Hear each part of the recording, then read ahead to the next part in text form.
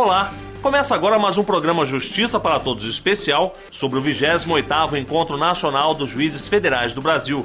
Veja os destaques. Ministro do STJ fala sobre a experiência da implantação do processo eletrônico no Superior Tribunal de Justiça. O Judiciário e o Estado Democrático de Direito é tema de palestra do ministro Nelson Jobim. Desembargador federal destaca a importância do combate à impunidade para a manutenção da segurança, da justiça e da liberdade. E ainda, vice-presidente do Supremo Tribunal Federal fecha a programação científica do Encontro Nacional dos Juízes Federais. Eu sou Samuel Figueiredo e o Justiça para Todos já está no ar. O 28º Encontro Nacional dos Juízes Federais do Brasil, promovido pela JUF, foi realizado este ano no município de Caucaia, no Ceará. O evento reuniu cerca de 300 magistrados de todo o país, além de ministros dos tribunais superiores, como o ministro César Asfor Rocha, que realizou uma palestra sobre as inovações do processo eletrônico no judiciário brasileiro. Confira agora.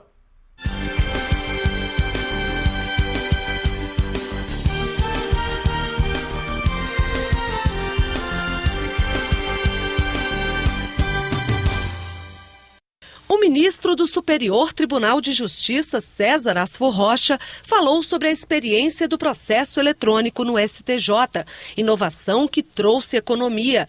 Em 2 anos, já foram pelo menos 40 milhões de reais a menos nos gastos da Corte.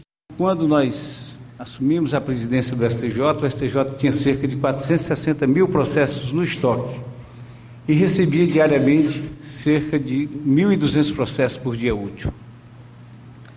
Ao final de 2 anos, o STJ estava com estoque de 206 mil processos e estava recebendo cerca de 800 processos por dia. Aí também, por conta da implantação da chamada Lei de Recursos Repetitivos, que inibiu evitou o número crescente de processos rumo ao STJ, ao mesmo tempo em que também deu uma maior racionalidade na análise desses processos, porque foi criado um núcleo na presidência do STJ que já via quais os processos que estavam trazendo temas já afetados à Lei de Recursos Repetitivos e com isso evitava a remessa desses processos para os ministros, devolvia já para a origem, quando era o caso, ou então deixava o processo paralisado até a definição que o STJ viesse a dar sobre determinado tema jurídico. Os prazos de tramitação de um processo no STJ também diminuíram e muito, segundo o ministro, que destacou também a evolução social e sustentável que a informatização trouxe para o judiciário brasileiro. O benefício sobre o aspecto do meio ambiente também, esse daí é visto a olhos nus. É que durante o primeiro ano de implantação do processo eletrônico no STJ, o STJ economizou o equivalente a 1.600 hectares de árvores em razão do papel que deixou de ser utilizado quando implantado o processo eletrônico, e só no primeiro ano. Além do que, outros benefícios indiretos, porque nós tivemos uma diminuição muito grande do custo de energia elétrica. E nós sabemos que o papel esquenta.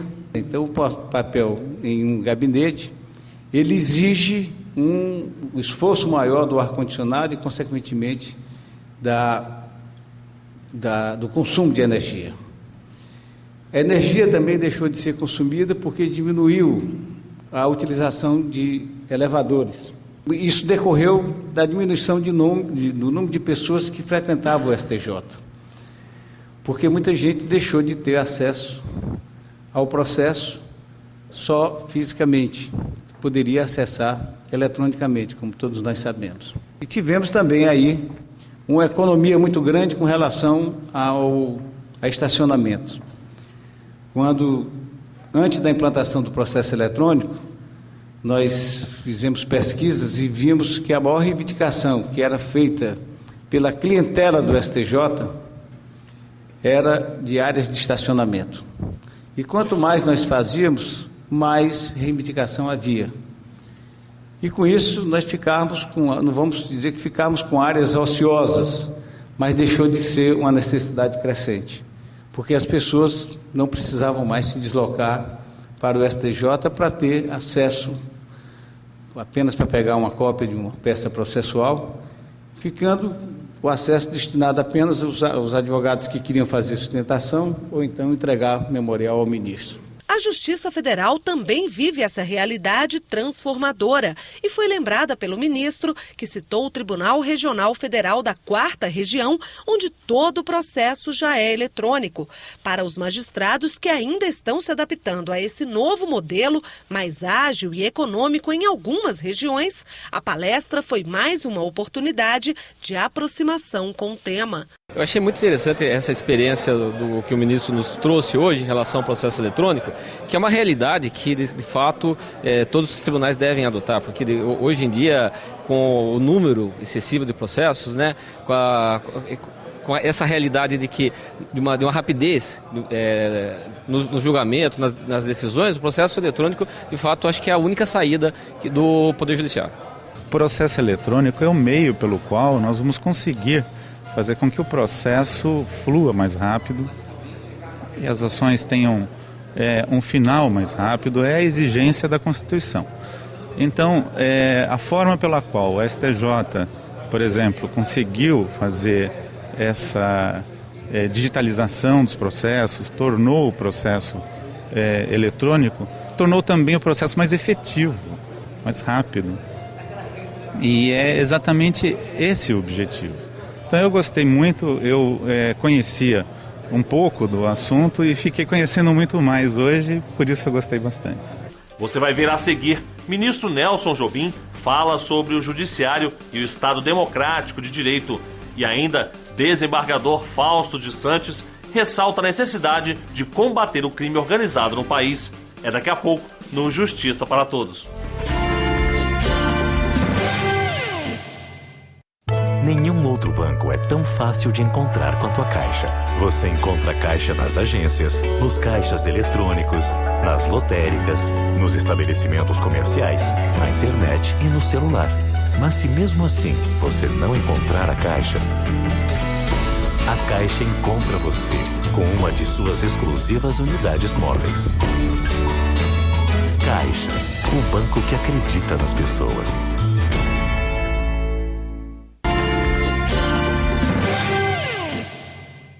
A programação científica do 20º Encontro Nacional dos Juízes Federais do Brasil contou com a palestra do ministro aposentado do Supremo Tribunal Federal, Nelson Jobim.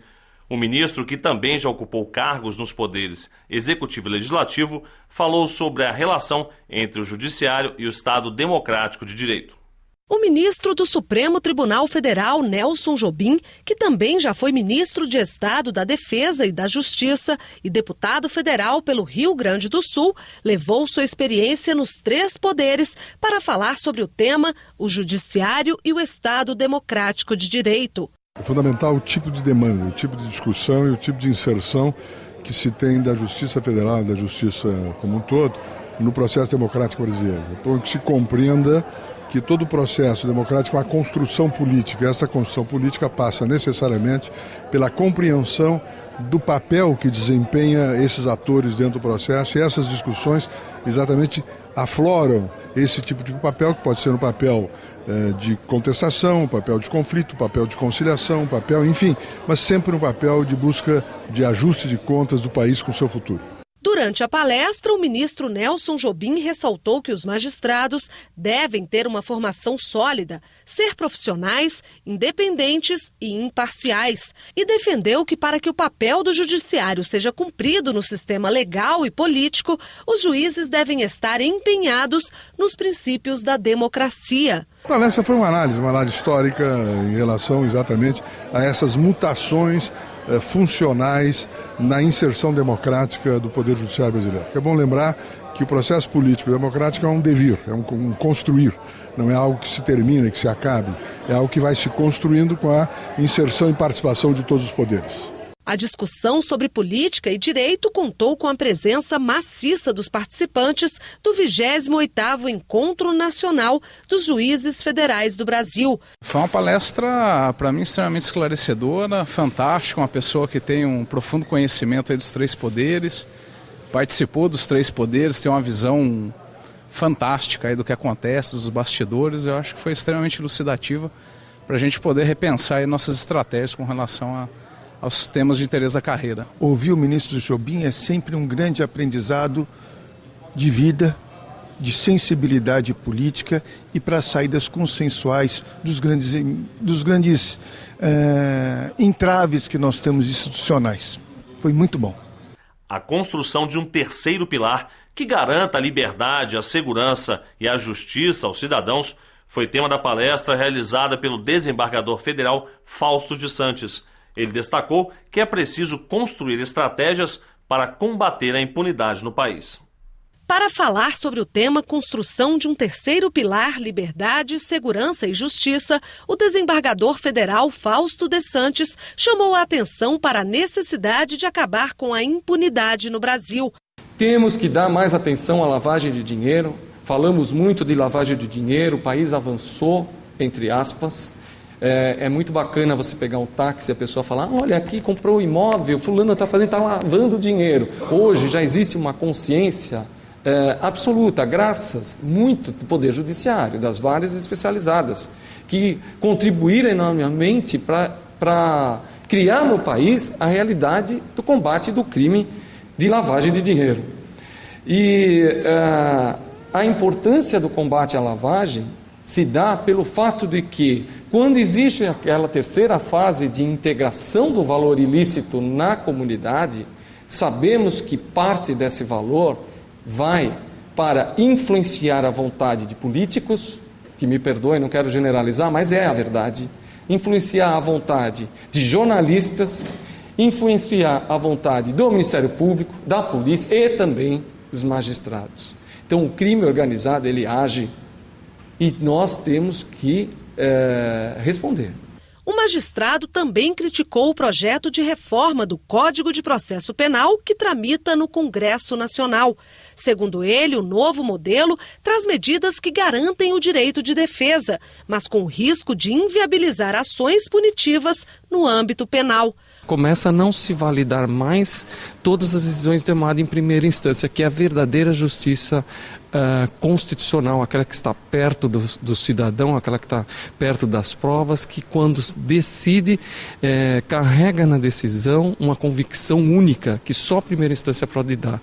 Então eu acredito que as demais instâncias ela tem que reforçar esse papel, ter consciência do papel e principalmente saber que o crime organizado ele é um fenômeno emergente e urgente que tem que ser lidado como tal, ameaça o Estado e tem que ter uma resposta à altura, porque nós corremos o risco de chegar à situação do México, em que as autoridades estão sendo mortas e até sepultadas com crueldades. É isso que não se deseja, é restabelecimento, enfim, da justiça para que esse terceiro pilar permita e dê vazão à liberdade e à segurança. Ao fim da palestra, o desembargador de Santos deixou alguns questionamentos. Estamos enfrentando o crime organizado como nunca? Aprendemos a proteger testemunhas e colaboradores como devem ser protegidos? Vítimas são objetos de fato da atenção do poder público? A transparência de dados oficiais, por exemplo, tem redundado em melhoria e reforço geral de condutas, principalmente em casos de corrupção? Há recursos aos órgãos de controle, havendo suficiência e independência desses e a garantia da independência quando ela existe formalmente? Existe congelamento e confisco de bens de maneira satisfatória? Há real compromisso e envolvimento da sociedade civil no combate ao crime. Todo encontro de juízes federais é sempre um momento especial, porque nós temos a oportunidade de ouvir grandes expoentes de assuntos que refletem as nossas preocupações no âmbito interno e no âmbito também externo dos nossos desafios, tanto do aspecto profissional como dos aspectos internos, das nossas lutas internas, né? Então é um momento prazeroso e um momento útil. E veja a seguir: tráfico internacional de pessoas e quantificação dos danos morais são temas de palestras ministradas aos juízes federais. E veja também: vice-presidente do Supremo Tribunal Federal fala sobre a Constituição e o papel do Poder Judiciário brasileiro. Não sai daí, eu volto em instantes. Nenhum outro banco é tão fácil de encontrar quanto a Caixa. Você encontra a Caixa nas agências, nos caixas eletrônicos, nas lotéricas, nos estabelecimentos comerciais, na internet e no celular. Mas se mesmo assim você não encontrar a Caixa, a Caixa encontra você com uma de suas exclusivas unidades móveis. Caixa, o banco que acredita nas pessoas.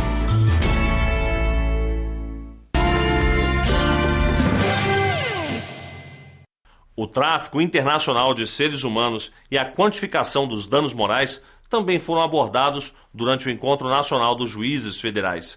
Confira agora um resumo de mais essas duas palestras realizadas durante o evento promovido pela JUF.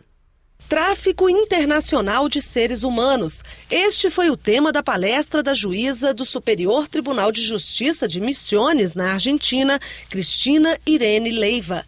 Es un tema delicado y es un tema que tenemos muchos prejuicios, por lo cual me alegra que tenga un público de magistrados para ver si podemos sembrar un poquito la semilla que necesitamos en todo el mundo. Considerado um crime invisível por causa da falta de dados que revelem a dimensão real do problema em todo o mundo, o tráfico internacional de seres humanos pode ter feito 2,5 milhões de vítimas em todo o mundo. Daí a necessidade de se efetivar os tratados internacionais entre os países com mais instrumentos jurídicos para investigar e punir essa violação aos direitos humanos. É necessário começar a ter normas que protejam este tipo de situações. O ministro Paulo de Tarso, do Superior Tribunal de Justiça, também participou como palestrante no evento. Ele falou sobre o tema a quantificação do dano moral, assunto polêmico e controverso entre os magistrados, por ser difícil estabelecer valores para casos de reparação a esse tipo de prejuízo que não precisa ser comprovado materialmente. Então, qual é o critério ideal? O tarifamento judicial é bom, mas sem rigidez. As circunstâncias têm que ser levadas em consideração. O critério ideal, minha gente, é levar em consideração esses dois últimos critérios. Tarifamento judicial, no fundo, o que ele está valorizando é o interesse jurídico lesado, o bem jurídico atingido. Então, num primeiro momento, na quantificação da indenização, eu valorizo o bem jurídico lesado, o interesse jurídico atingido. E aí fixo uma indenização básica, levando em consideração os precedentes jurisprudenciais. Precedentes do STJ, precedentes do Supremo Tribunal Federal, precedentes do tribunal ao qual eu estou vinculado, precedentes do próprio juiz, né, que também tem a sua experiência concreta naqueles casos. Ou seja, a partir disso eu estabeleço um padrão básico. Olha, nesses casos, uma indenização básica de R$10 mil, de 20 salários mínimos, é um valor razoável. Agora, num segundo momento, eu vou fazer o ajuste fino, eu vou valorizar as circunstâncias do caso, as circunstâncias daquele caso, fazendo um arbitramento equitativo da indenização. E aí eu valorizo a gravidade em si do fato, a culpa do ofensor, culpa concorrente da vítima, condição econômica ofensor do ofendido e assim por diante. E aí fixo o valor definitivo da indenização. Eu penso que esse critério é o melhor critério, que melhor atende exatamente a essa regra do parágrafo único do artigo 953. E o vice-presidente do Supremo Tribunal Federal, o ministro Aires Brito, fechou a programação científica do 28º Encontro Nacional dos Juízes Federais do Brasil. O ministro enalteceu a importância da Constituição Federal e fez uma análise do papel do Poder Judiciário brasileiro. No terceiro dia de evento, o presidente da AJUF, Gabriel Vedi, também presidiu a mesa e apresentou o último palestrante desta 28ª edição do Encontro Nacional de Juízes Federais do Brasil. O ministro do Supremo Tribunal Federal, Carlos Aires Brito, encerrou o ciclo de palestras falando sobre o tema O Poder Judiciário Brasileiro, um relato sobre a importância da Constituição Federal, documento do qual, segundo ele, os magistrados são os guardiões. Nós temos o monopólio da última palavra interpretativa dela própria Constituição e de todo o ordenamento jurídico. Falamos por último, mas falamos com definitividade. Eu digo falamos por último porque há 3 momentos lógicos na vida do Estado que correspondem aos 3 momentos lógicos da vida do direito: legislação, execução, jurisdição. E nós, que falamos por último, não podemos errar. E é tão grave o erro judiciário que a Constituição dele trata para impor ao Estado indenização. É o inciso 75 do artigo 5º. Um erro judiciário acarreta indenização estatal, porque é o poder que, por definição, não pode errar. Porque quando erra, instabiliza por modo grave, particularmente temerário, toda a sociedade brasileira. O poder que vem por último para dar a última palavra e guardar a Constituição acima dos outros poderes é o poder de quem se exige mais. Até porque é preciso conferir maior responsabilidade a quem detém esse poder de falar por último. E essa vontade, não é, permanente que a nação brasileira derrama na Constituição nos é confiada no plano da sua integridade. O vice-presidente do Supremo Tribunal Federal também falou sobre o dever de um magistrado ser fiel à Constituição, que ele chamou de centro do ordenamento jurídico. Não há sensação de segurança maior para um povo do que a observância da sua própria Constituição. Não é? Respeitar a Constituição, vitalizar a Constituição, tonificar a Constituição, fazer de cada juiz um militante da Constituição, tudo isso é um fator de segurança jurídica máxima, porque a Constituição ocupa essa posição eminente de centralidade no espectro do ordenamento jurídico brasileiro e de todo o mundo ocidental. Quase 2.000 juízes federais brasileiros, a partir de março do ano que vem, estarão entusiasmados ao seu lado, construindo uma agenda positiva, com muito diálogo para a justiça brasileira como um todo. Então, que o senhor conte com os quase 2.000 juízes federais brasileiros. Muito obrigado.